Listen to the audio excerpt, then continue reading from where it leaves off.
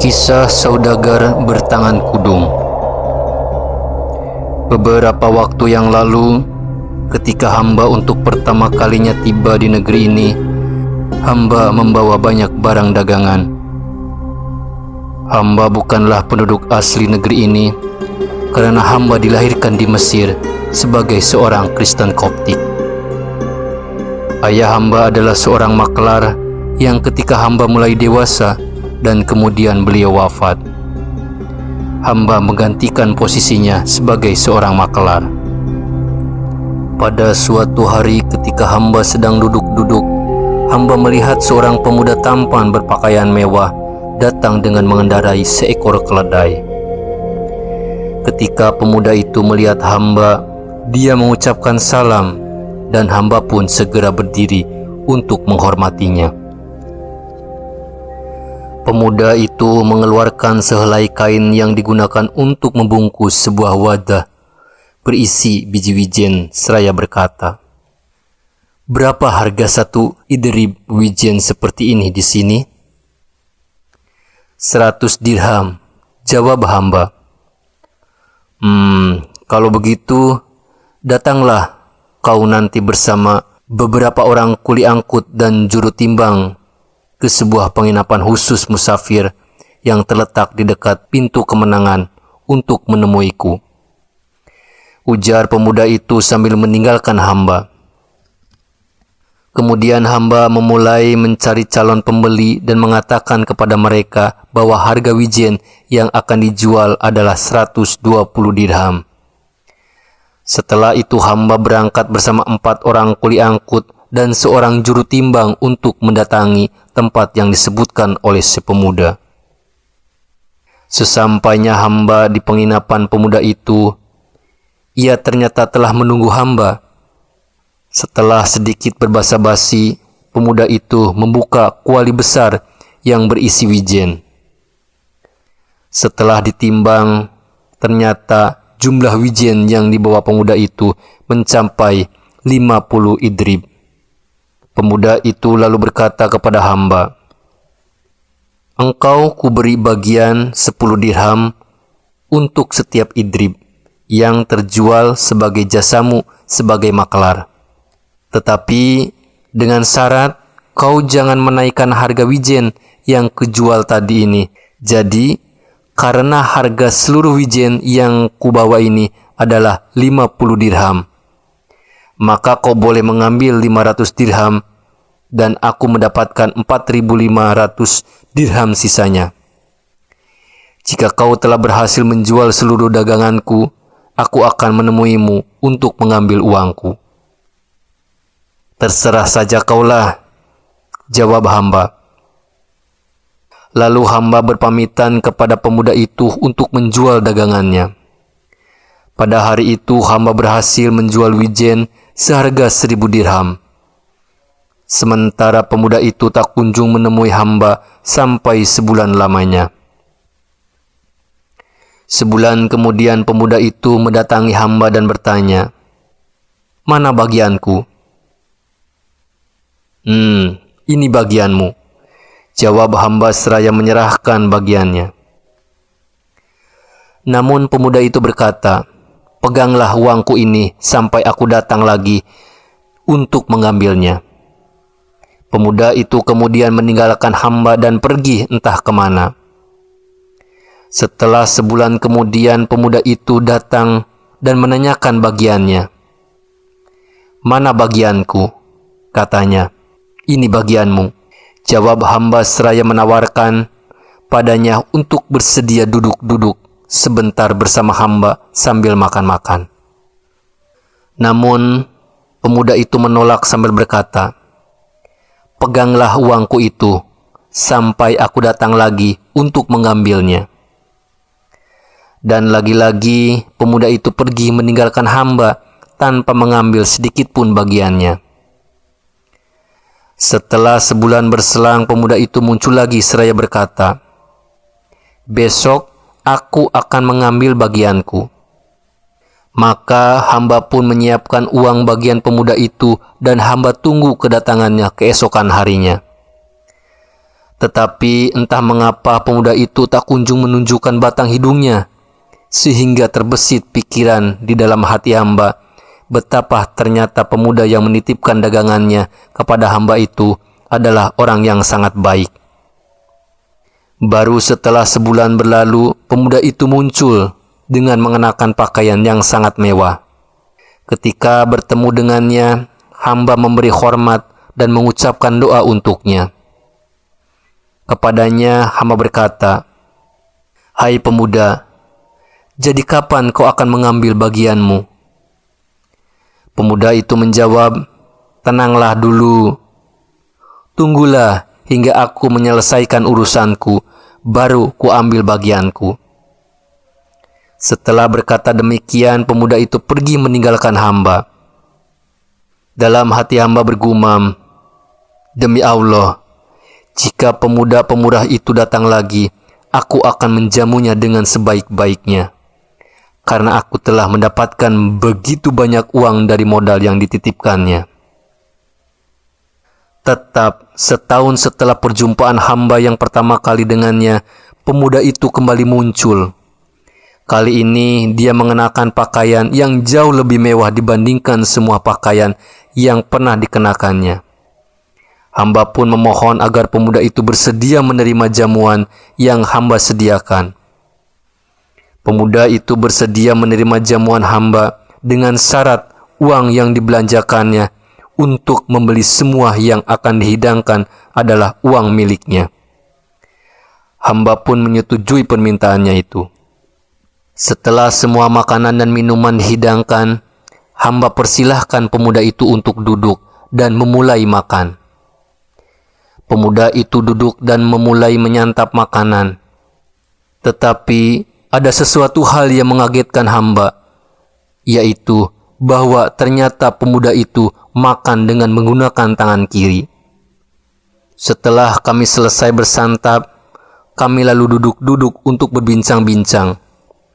Karena didorong oleh rasa penasaran yang sedari tadi mengusik hati hamba, hamba memberanikan diri bertanya padanya, "Hai pemuda, mengapa engkau makan dengan menggunakan tangan kirimu? Apakah tangan kananmu sakit?"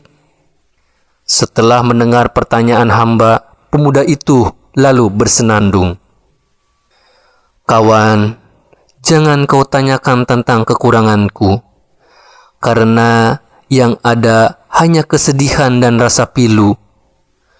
Aku tentu tidak rela kehilangan jemari tanpa adanya peganti, tapi mau apa lagi?" Kemudian pemuda itu mengeluarkan tangan kanannya dari balik lengan bajunya yang panjang. Ternyata yang hamba lihat adalah sepotong lengan tanpa telapak tangan. Mengetahui keterkejutan hamba setelah melihat tangannya, pemuda itu berkata, "Jangan kau terkejut, dan jangan kau katakan bahwa yang membuatmu terkejut adalah karena aku makan dengan menggunakan tangan kiri. Karena sebenarnya yang membuatmu terkejut adalah tangan kananku yang kuduga ini." Hamba tak menanggapi sangkaannya itu. Hamba langsung bertanya kepadanya, "Apa yang menyebabkan tangan kananmu kudung?" Setelah menghela napas panjang, pemuda itu menjawab, "Sebenarnya aku berasal dari Baghdad. Ayahku adalah seorang pembesar di kota itu. Ketika aku mulai dewasa, aku mulai mendengar banyak dari pelancong, musafir, dan saudagar tentang negeri Mesir. Aku terus memendam hasratku untuk mengunjungi negeri Mesir sampai ayahku wafat. Setelah beliau wafat, aku menyiapkan modal yang besar dan kubelikan banyak barang seperti kain buatan Baghdad dan Mosul serta barang perniagaan lainnya. Aku pun meninggalkan Baghdad. Atas perkenaan Allah, aku sampai di kotamu ini." Sampai di situ pemuda itu menghentikan ceritanya, matanya tampak berkaca-kaca. Dari mulutnya terdengar sebuah syair, Kadang kala orang bodoh selamat dari sebuah lubang yang telah menyebabkan orang yang teliti terjatuh. Dan terkadang orang bodoh selamat dari sebuah ucapan yang telah membuat orang alim tertimpa kemalangan. Bak seorang mukmin yang sulit mencari rezekinya, sementara seorang kafir justru mudah mendapatkannya. Setelah bersyair, pemuda itu melanjutkan ceritanya. Aku tiba di Mesir dan kuturunkan semua barang daganganku di sebuah penginapan. Kubongkar bawaanku dan kumasukkan ke dalam kamar yang kusewa. Lalu aku minta pelayanku untuk membeli makanan untuk kami santap sebelum tidur. Keesokan harinya aku berangkat ke tengah kota dan baru kembali setelah senja datang. Dan ketika malam tiba, aku kembali tidur. Pada pagi harinya, aku membuka sebuah bungkusan kain sembari bergumam di dalam hati. Hari ini, kau akan pergi ke pasar untuk melihat peruntunganku. Maka aku pun berangkat bersama beberapa orang pelayananku, sedang membawa sebagian kain yang akan kujual. Aku terus berjalan hingga aku tiba di istana di Jirja. Di tempat itu aku langsung dikerumuni oleh beberapa orang maklar yang mengetahui kedatanganku untuk mengambil kain dariku untuk mereka jual. Ternyata para maklar itu tidak dapat menjual daganganku dengan harga yang menguntungkan. Pada saat itu sekonyong-konyong datanglah seorang tua yang berkata padaku, "Tuan, saya anjurkan agar Tuan berdagang dengan menggunakan cara yang sering dilakukan oleh para pedagang lain. Caranya adalah dengan menjual barang dagangan Tuan sampai jangka waktu tertentu dengan menggunakan jasa juru tulis, saksi, dan akuntan. Setelah itu, Tuan tinggal mengambil hasil dari modal yang Tuan keluarkan pada setiap hari, Senin dan Kamis. Saya anjurkan Tuan cukup mengambil 1 dirham saja dari setiap 2 dirham keuntungan. Adapun kelebihannya dapat Tuan gunakan untuk menikmati Mesir dan sungai Nilnya yang indah." Aku pun segera menyetujui saran orang tua itu. Maka ku ajak orang tua itu ke penginapanku dan kemudian ku angkut semua daganganku ke kota Jirja. Lalu ku serahkan semuanya kepada pedagang dengan terlebih dahulu menuliskan surat hutang yang dipegang oleh seorang akuntan. Setelah urusan dagangku selesai, aku kembali ke penginapanku. Selama beberapa hari aku hanya berada di penginapan itu. Setiap hari aku sarapan dengan minum segelas air dan menyantap daging domba dengan manisan. Sampai akhirnya, tanpa terasa, tibalah bulan di mana aku harus menagih piutangku. Setiap hari Senin dan Kamis, aku mendatangi toko-toko pada pedagang yang menjual kain milikku. Juru tulis dan akuntan yang bekerja padaku juga ikut membantuku untuk memungut keuntungan yang menjadi bagianku. Sampai pada suatu hari setelah aku mandi di sebuah tempat pemandian, aku pulang ke penginapanku. Sesampainya aku di kamarku, aku meminum segelas air dan kemudian tidur. Keesok harinya, setelah makan pagi dengan lauk ayam, aku berangkat untuk mendatangi sebuah toko milik seorang pedagang yang bernama Badruddin Al-Bustani. Setibanya aku di tempat yang kutuju, Badruddin si pemilik toko menyambut kedatanganku dengan ramah dan langsung mengajakku duduk di dalam toko miliknya. Ketika kami sedang asik berbincang-bincang, tiba-tiba muncullah seorang perempuan yang langsung duduk di sisiku. Perempuan itu mengenakan cadar yang menyebarkan aroma harum mewangi. Hampir copot rasa jantungku melihat kecantikan perempuan itu. Kedua mataku tak henti-hentinya memandangi kedua bola mata hitamnya yang legam yang dimiliki perempuan misterius itu. "Assalamualaikum," ucapnya salam yang meluncurkan dari bibir perempuan itu dan ditunjukkan kepada Badruddin, terdengar begitu renyah di telingaku. "Waalaikumsalam," jawab Badruddin. Pemilik toko itu kemudian berbincang-bincang dengan tamunya yang cantik itu. "Apakah engkau memiliki kain yang dicelupkan dengan emas murni?" tanya perempuan itu kepada Badruddin. Tanpa menjawab, Badruddin langsung mengambil kain yang diinginkan oleh tamunya itu. Sambil memegang kain emas, perempuan itu berkata, "Bolehkah aku membawa kain ini? Dan nanti akan kukirimkan pembayarannya." "Tidak bisa, Nona, karena kain ini bukan milikku. Tuan inilah pemilik kain ini. Aku hanya menjualnya," jawab Badruddin sambil tangannya menunjuk ke arahku. "Ah, kau pun, bukankah aku sering membawa kain yang kau jual dan baru melunasi pembayarannya setelah mendapatkan keuntungan?" desak perempuan itu. Memang betul. Akan tetapi, untuk kali ini, aku tak bisa melakukan hal seperti itu," jawab Badruddin.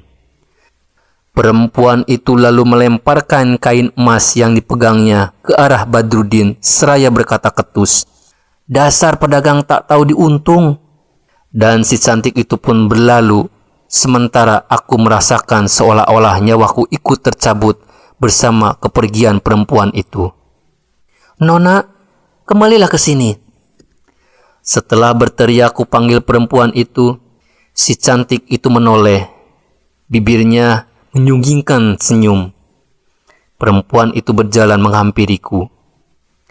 Di hadapan perempuan itu, aku bertanya kepada Badruddin, "Berapa sebenarnya harga kain ini?" "1.100 dirham," jawab Badruddin. "Baiklah, aku akan memberi nona ini bagian keuntungan sebesar 100 dirham.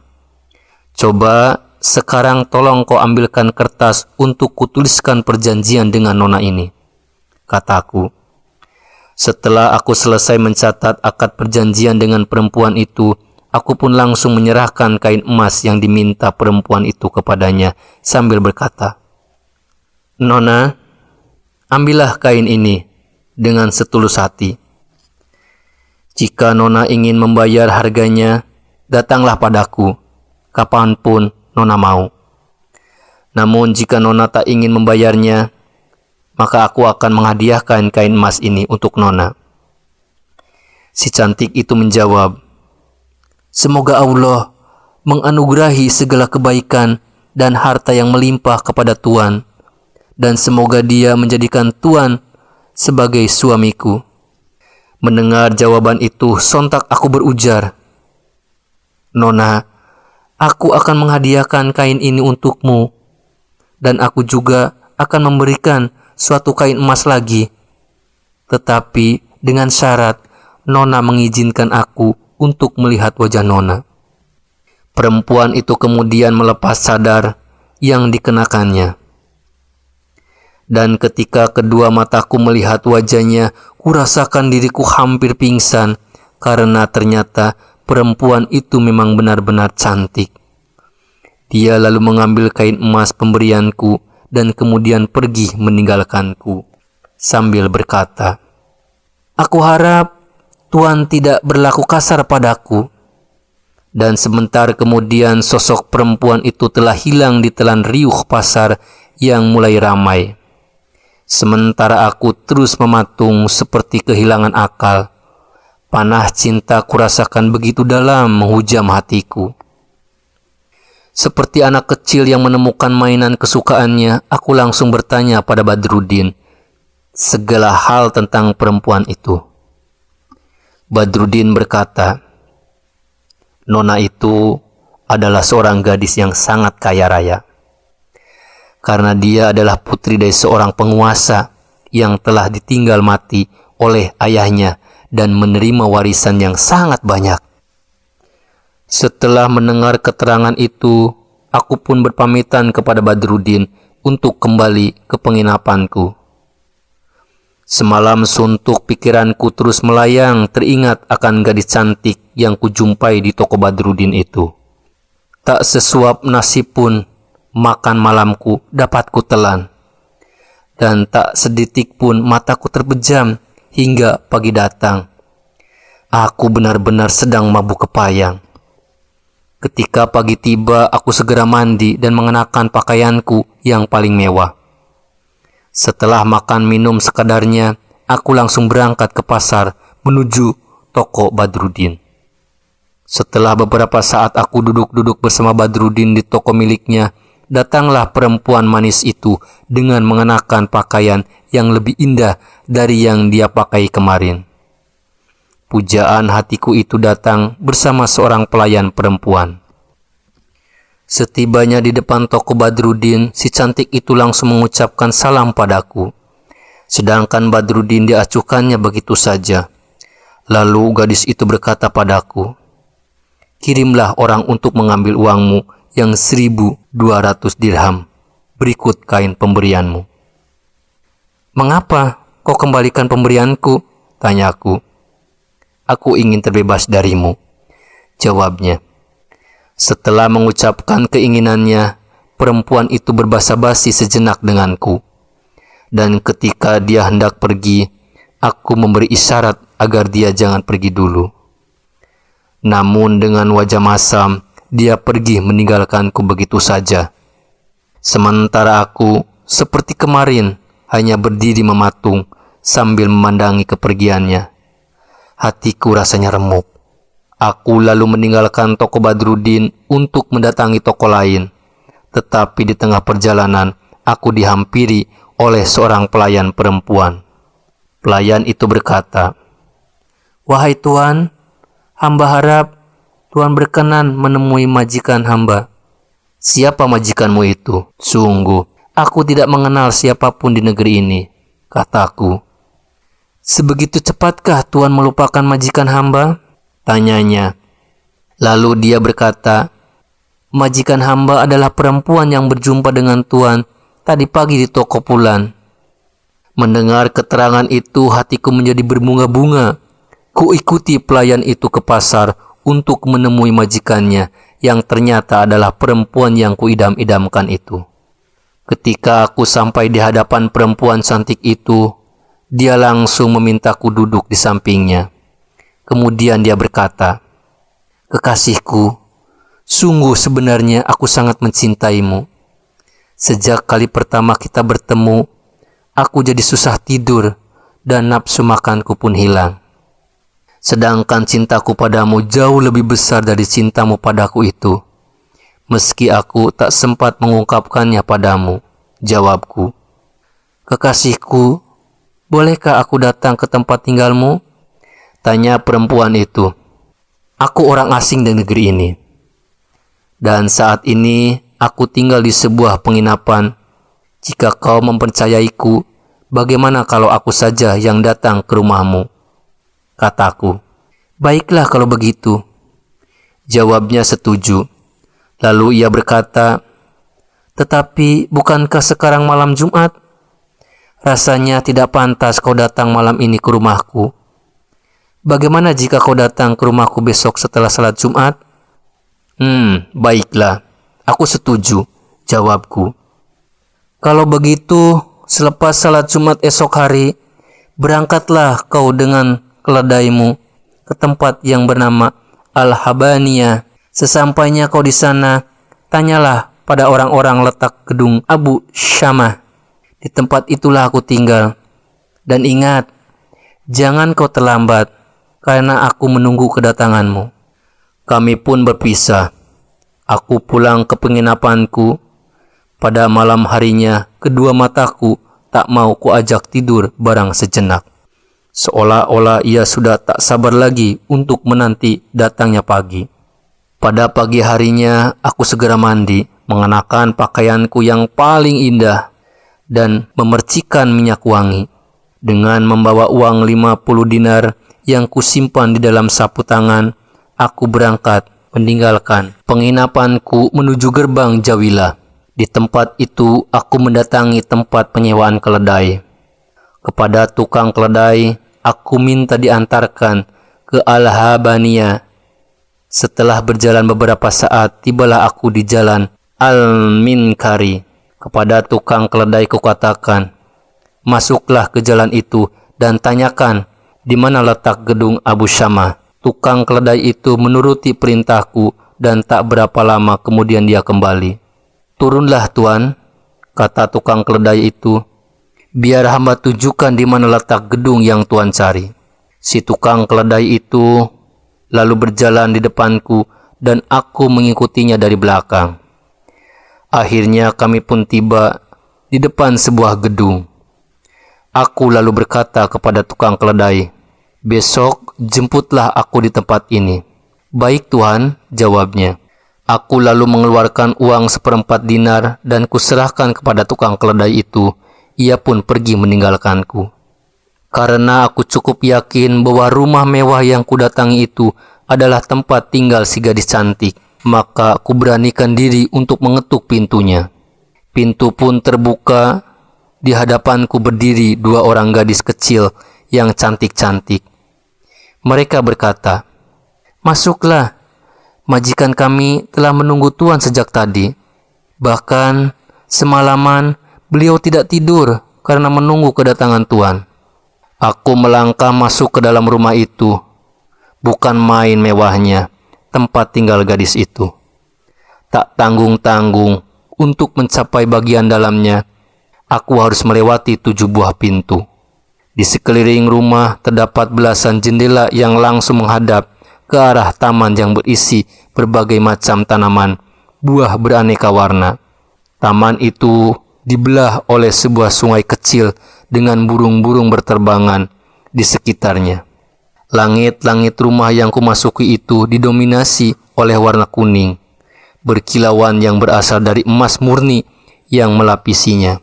Dan di sekeliling dinding, kulihat berbagai tulisan kata-kata bijak yang ditulis dengan menggunakan warna biru lajuardi yang menyejukkan pandangan siapapun yang membacanya.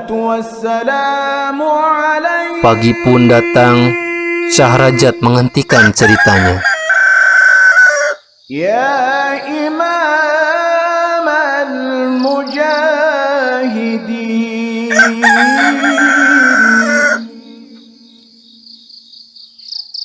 Ya Rasulullah,